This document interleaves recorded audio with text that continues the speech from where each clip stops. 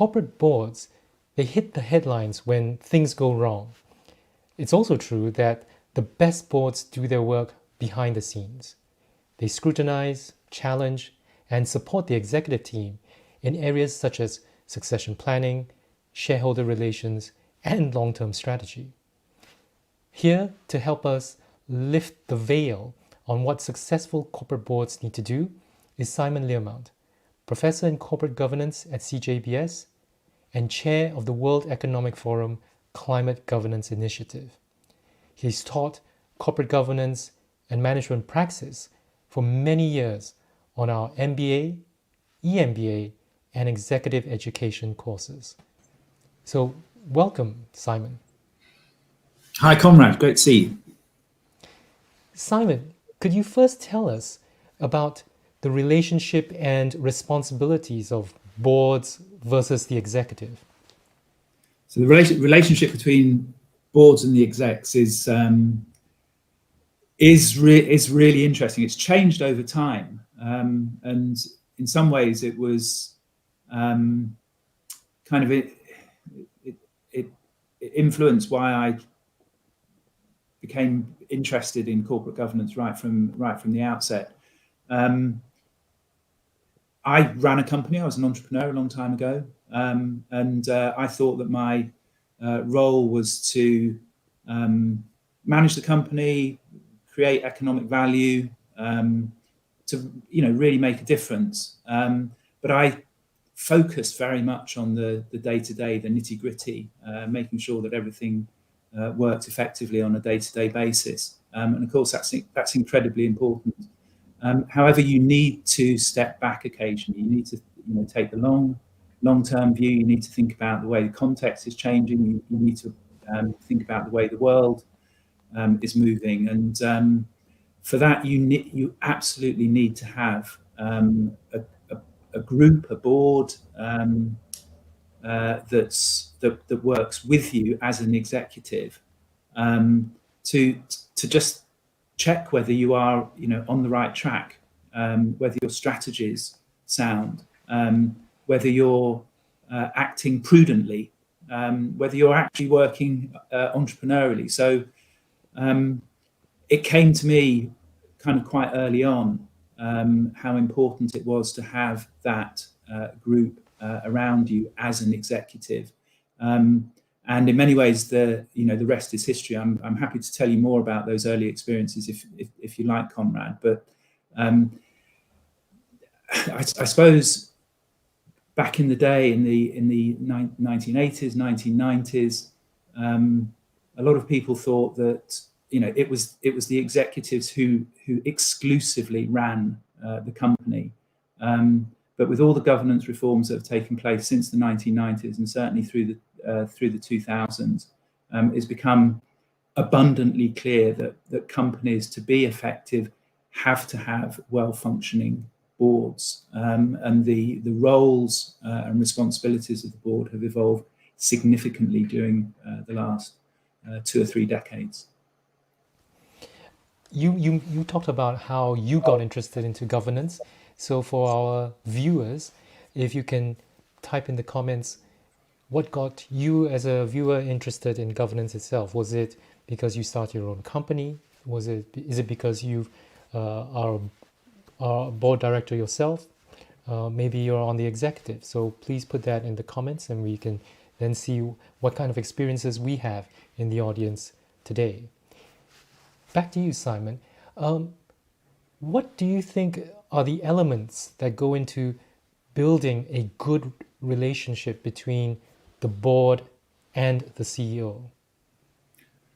Okay, so again, a great question, one which has focused a lot of minds. The clue is in the word executive, I suppose. It's about execution of strategy. For a long time, I think there was a sense that all the control, all the information, all of the strategy was set by the execs, and the board had this kind of slightly distant oversight role. They were just holding the execs, and particularly, of course, the chief exec to account.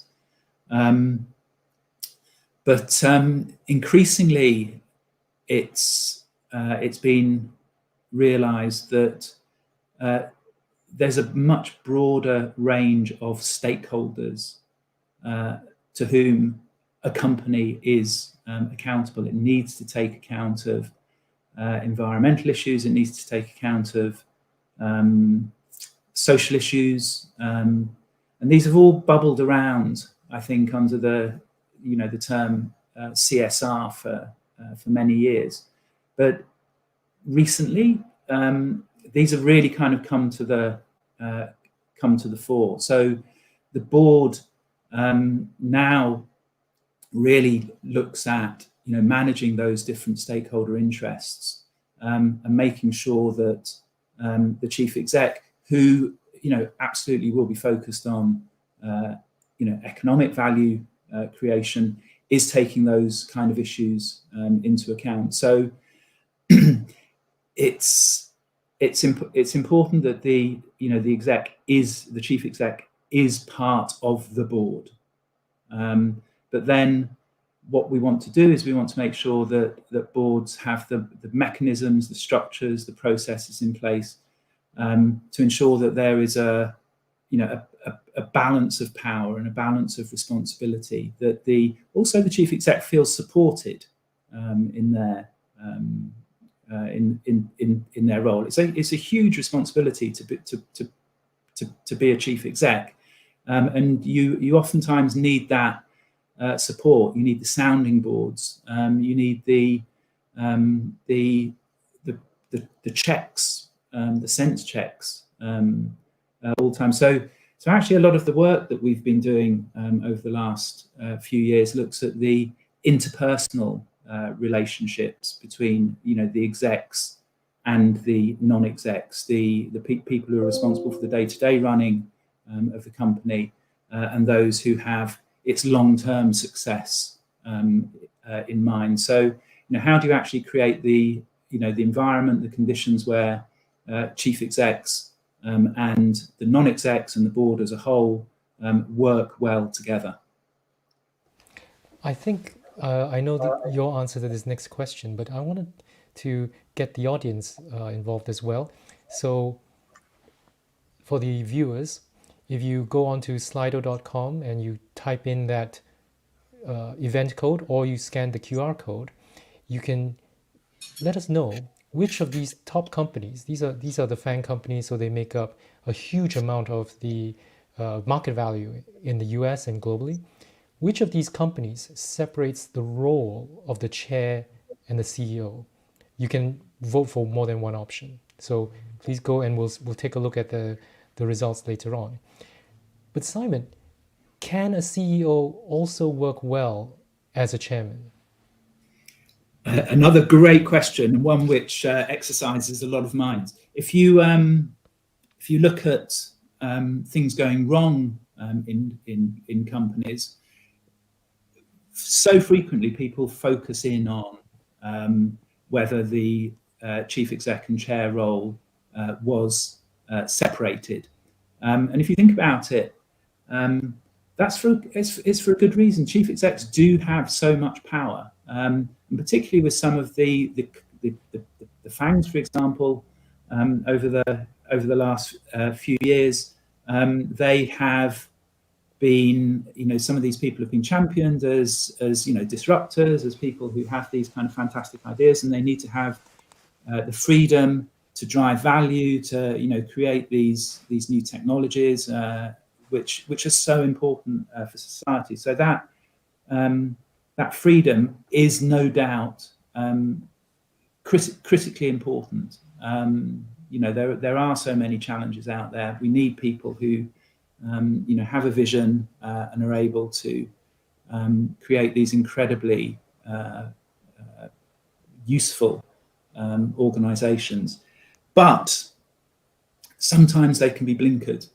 Sometimes they need that counsel. Sometimes they need that ability to kind of talk things through, to look at maybe the bigger picture.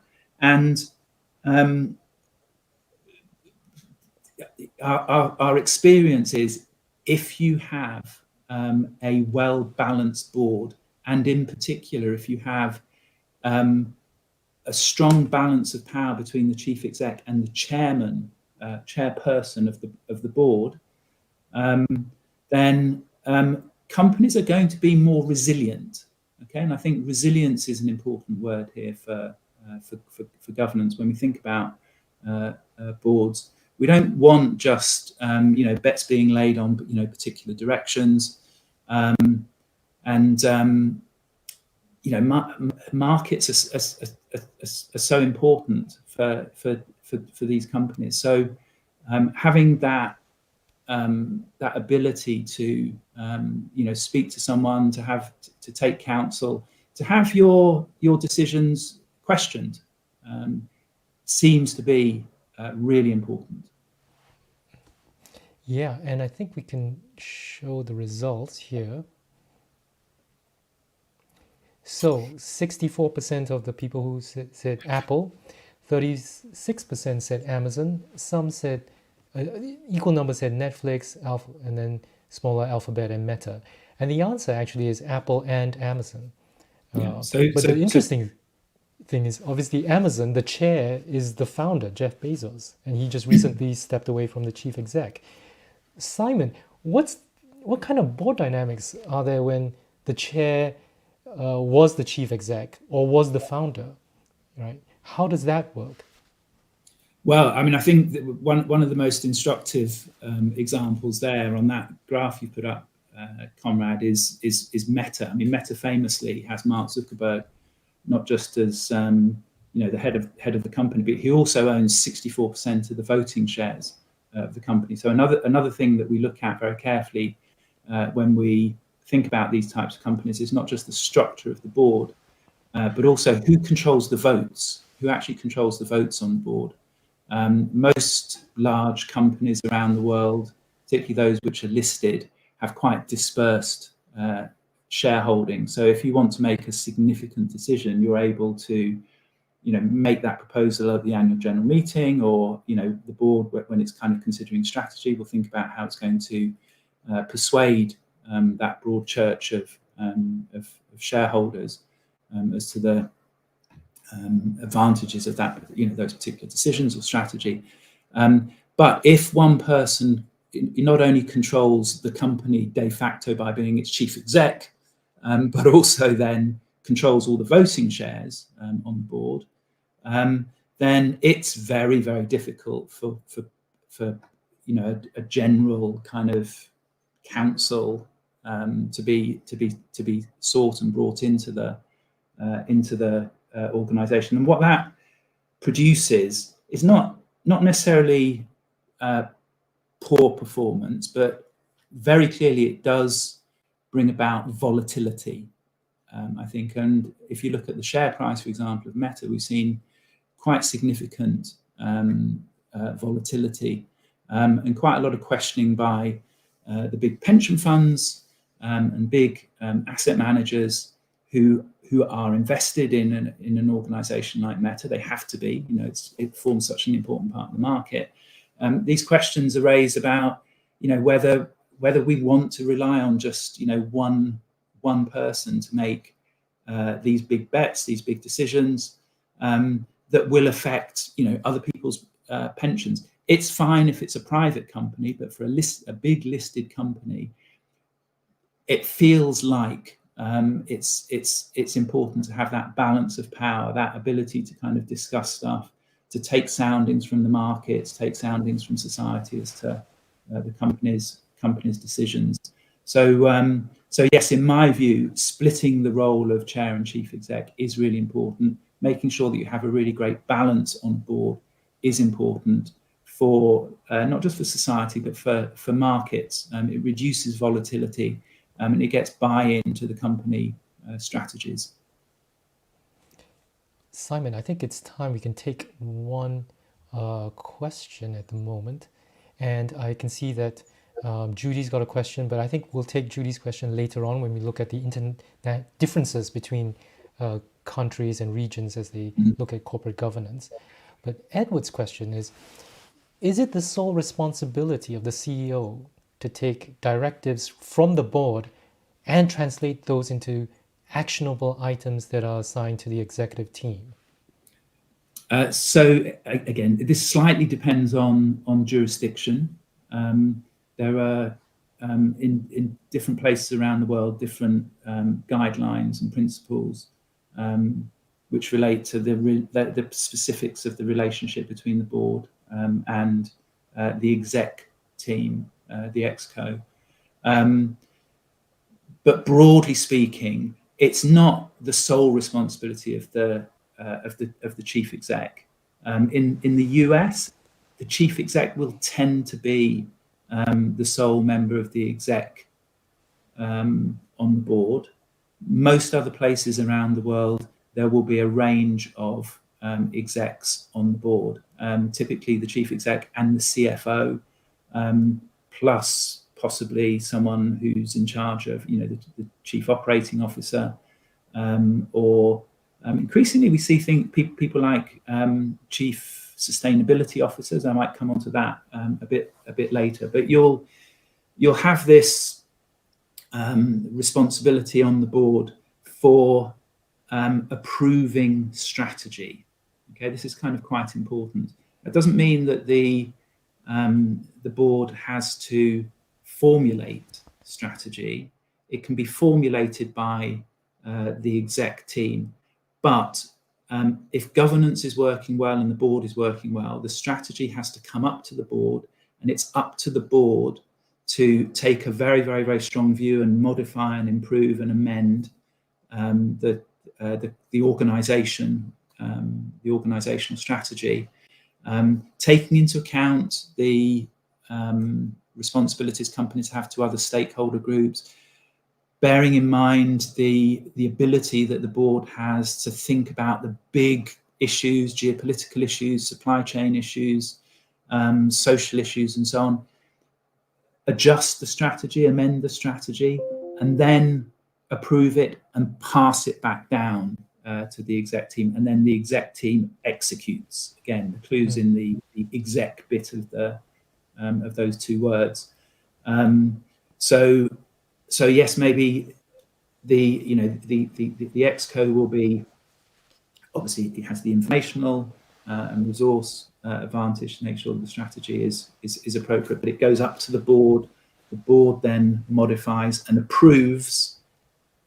And again, this is important because the board has a fiduciary duty to the company. The board is actually the directing mind and will, the controlling mind and will, in kind of legal terms, of the company. So that says, yes, that's our company strategy, and then passes it back to the exco to execute.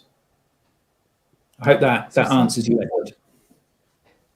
So Simon, this is probably a good time for you to talk a bit about what do you feel the skills are for a corporate board that a corporate board needs to have now? Yeah, so this is where things are really exciting, really interesting, maybe also a little bit worrying, Conrad. I think we are in a moment of huge change for boards, huge change. I think for many years, it was assumed that the board was this kind of top-level organisation that had, some direction and some controlling kind of remit. But often it was a sort of thing that you aspired to once you'd reached the top of the ladder within the organisation. You might want to become an exec director within your own company, or maybe take on some non-exec roles in other companies. It was seen as something that was, came towards the end of your career, and the appointment that was made was based on your experience, your knowledge in your particular functional discipline, be it finance or marketing or strategy, and your domain knowledge. If you knew a particular industry well, you might go and work with other organisations in a similar industry, or where those skills were valued. this has changed significantly over the last few years, but particularly within the last 2 or 3 years, I'd say, because there are so many questions about the role and responsibilities of companies now. We realise that we are in an increasingly fragile world. I think that's clear to everyone. I still think people don't necessarily understand the magnitude of some of the issues that are around us. They're almost kind of too big to comprehend. I mean, take climate change and general environmental concerns. We're talking about real potential catastrophe, existential planetary risks here. We see the extreme weather events, we see rising sea levels, we see average temperatures increasing, but we don't necessarily recognise some of the consequential global health issues that are around, migration issues, economic inequality issues. Stuff around biodiversity, I think, is incredibly frightening. We're losing natural pollinators. There are massive concerns about nutrient cycles. The whole kind of environmental ecosystem is collapsing around us.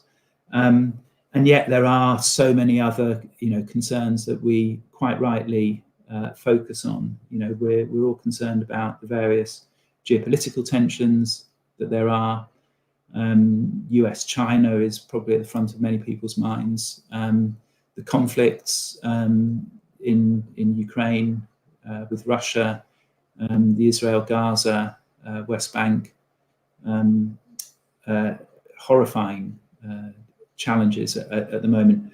They all take a huge amount of bandwidth for people.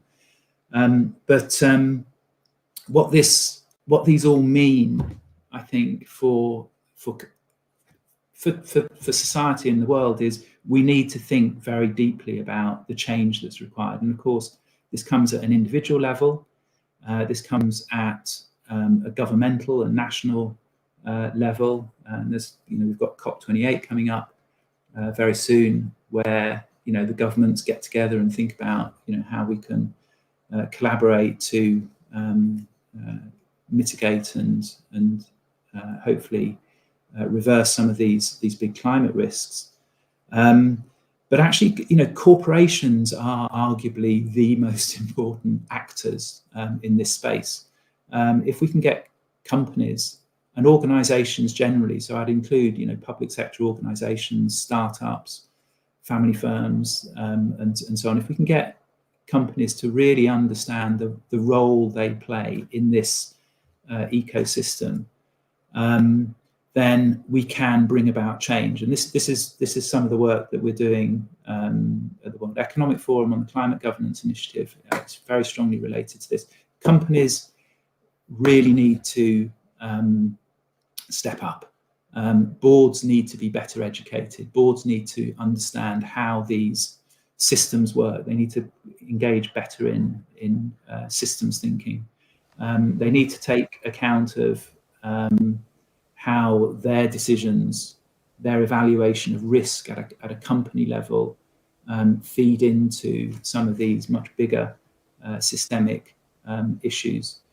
This is a massive challenge, and it requires a huge change in the way that we think about the roles and responsibilities of boards and directors. That's a kind of key pitch I want to make today in a way. The governance landscape is incredibly important, but never so more important than today. And actually, we need people, hopefully, who are on this call, but more broadly, people who understand these sorts of issues are facing them on a daily basis to join the boards of companies, to take on non-exec roles, in order that we can think much more clearly about the roles of different and needs of different stakeholder groups, how these issues impact different types of people in different parts of the world, and also intergenerational issues. Young people in particular, I think, are being impacted in ways that are kind of being locked in to the system for many years right now. And it's fantastic to see young people around the world stepping up and protesting and making a difference. But I think the real difference that can be made is actually working with and through companies, not just against them. Companies aren't necessarily the enemy here.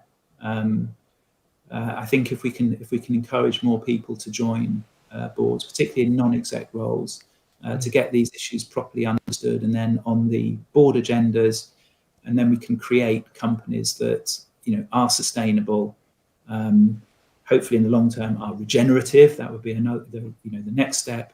But thinking about how you can make a difference here is so important.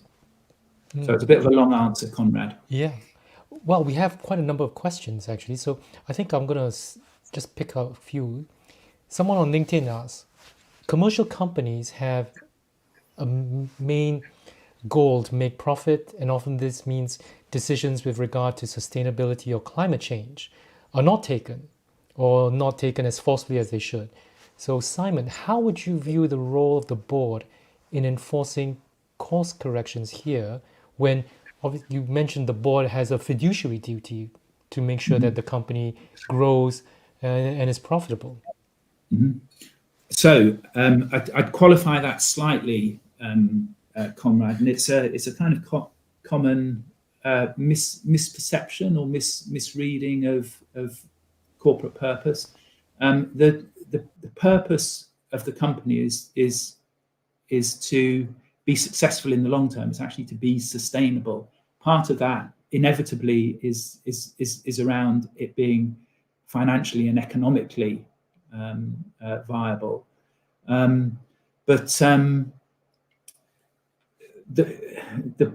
one of the kind of really great definitions of what the role of the director is now, is very clear in the UK, across Europe, even in the US. Some people might be surprised at that, but the duty of a director is to promote the long-term success of the company. Okay, the long-term success of the company. It doesn't necessarily mean that you have to be to focus exclusively on profitability, although that is important. And you have to think always of those people who have capital at risk in the company, and that usually means shareholders. So absolutely, shareholders are critically important in this. But your main target is not just to make a profit for those shareholders. Your target is to ensure the long-term success of the company, which includes making money for the shareholders. So those things are not, the kind of environmental sustainability of the company, social sustainability of the company, and the economic sustainability of the company are not. They are aligned. Is the point I'd make. A lot of the discussion of ESG, the growth of ESG over the last few years, has really focused the debate in this space. And actually, it's interesting for those of you who are interested. Take a look at the BlackRock statements on ESG and their investing parameters. They make it very clear that climate risk is investment risk for them. Okay, So they are saying very clearly, if companies are not taking climate risks seriously, then that's a threat to the investability of the company. So these things are in many people's views now kind of completely aligned. If you don't take climate risk, environmental risks seriously, biodiversity risk, we're going to be thinking a lot more in the next 2 or 3 years about nature-based risk, then the company is not going to be viewed as a sustainable investment. There's a huge debate around these issues. We probably don't have enough time in this particular I think, Simon, we have a question that. linked to that, which is, someone on LinkedIn says that the term ESG rather than sustainability, corporate responsibility, leads to that fragmentation in thinking. How should boards adopt that systems thinking that you mentioned before, right? To look at how the E, the S, and the G, the environmental, social, and governance, work together, or sometimes maybe in conflict. Yeah, and again, a great question. So thank you for that. There is a danger, I think, that some people see these things as slightly different issues. The E, the environmental risk; the S, the social risk; and the G, the governance risk. But a lot of the work that we're doing at the moment shows how interrelated these topics are. You can't think about the environmental risks that are around at the moment without then looking at the consequential social risks, and of course then the governance risks, which would relate back to what I was just saying about making sure that we have boards that are fully representative of these different interests and issues. There's also an interesting conversation going on right now, I know, within various organisations, to think about whether, for example, each of those topics, the E, the environmental issues and the social issues, needs to have a particular representative on the board. So, i.e., you promote someone to the board whose job it is to raise, environmental issues or climate issues, or someone else whose job is to think about kind of social issues. That is one possibility, I would say, but I think the real challenge and hopefully the real solution is to make sure that boards as a whole are able to look at all of these issues together. So we need better education for boards. We need to think about board composition, obviously. We may also need to think about board structures in different ways, but they are interrelated. And I think the key comfort that we should take is that these things are being taken really seriously. I think ESG is not CSR. CSR, corporate social responsibility, has been around for a long time, but people haven't known exactly how to deal with it. And there's just been this constant debate about, should we focus on shareholder value maximization, or should we think about the social responsibilities of business? What ESG has done, it's hardened the conversation. It's made boards, sit up and say, actually, we now have disclosure requirements around some of these things. We have to report on carbon emissions. We have to think about our supply chain and how social issues are feeding into aspects of our operations. So it's now seen as risk by the companies, which means the boards are taking this stuff really seriously. Yeah, I'm on a board of governors at a further education college here, a few miles from Cambridge, and I can see how things like ESG gets stuffed into existing board structure subcommittees like risk, for example, right, or operations or finance. And so I guess over time, as you say, there will be changes in that kind of board structure to better understand all those interrelationships. But Simon, you issued this rallying call for people who have, the expertise to step forward and serve on boards. So Brian, an MBA alum from 2010, asked, do seasoned or retired executives make better board members than investors or shareholders or stakeholders, I think. Great question, Brian. Yes and no. I think what we need, one of the kind of underlying points I'm trying to make here is we need diversity of views and opinions and experiences. So there are certain things that seasoned or retired execs can bring about, for example, strategy and business models, or particular industries and the way they're working, or particular knowledge about growth in particular regions, and that's so important. Investors and shareholders again can bring really useful information about capital structure or investment strategies, or making sure that performance is strong in the short term and the long term. So doing those kind of trade-offs. But I'm saying what we may also need is people who don't have much experience of business per se, but maybe understand the consequences on communities of corporate activity. We have, some of you may be surprised to hear this, we now have 2 companies, one in the US and one in the UK, that have appointed nature to their boards.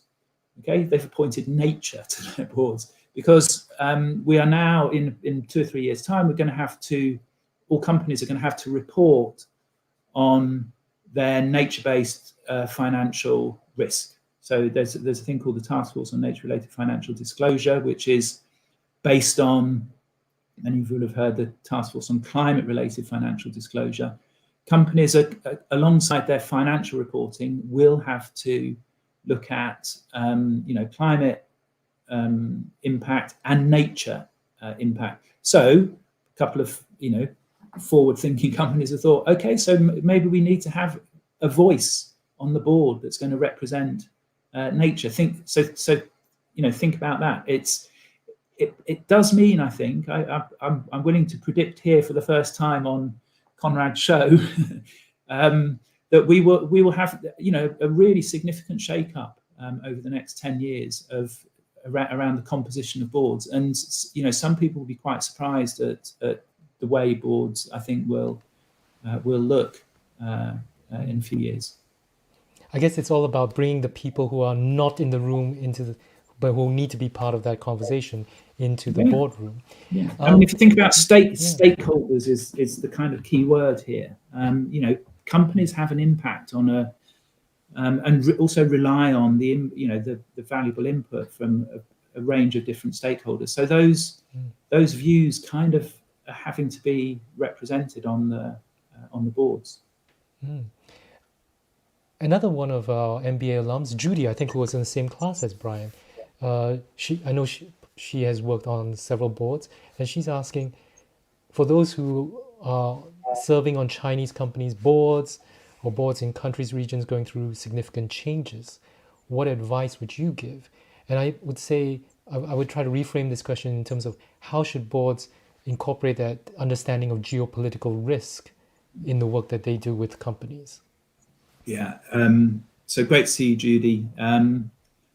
This is a kind of tough question. You referenced particularly China. China, of all the countries around the world, is probably undergoing the most significant change in this space, I would say, and that relates to the way that particularly the state kind of acts in the governance structures and processes of private sector companies. There